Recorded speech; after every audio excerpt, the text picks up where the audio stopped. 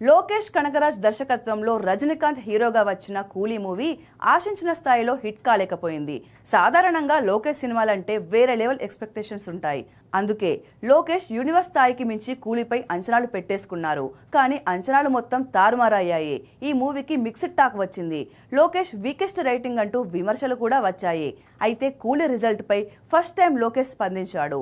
ఈ cinema trailer చూసి చాలా మంది ఇది టైం ట్రావెల్ కథ అని, ఎల్సీయూలో భాగమని రకరకాల అంచనాలతో థియేటర్లకు వచ్చారు.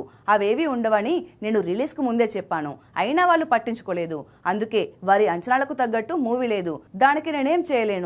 కానీ ఈసారి మరింత గట్టిగా ట్రై చేస్తాను.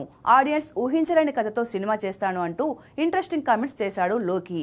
ఇదే సమయంలో లోకేష్ కొన్ని షాకింగ్ కామెంట్స్ కూడా చేశాడు.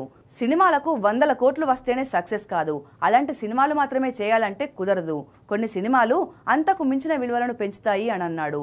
అలాగే నా సినిమాలకు ఎవరిని తీసుకోవాలో నా ఇష్టపూర్వకంగానే తీసుకుంటా.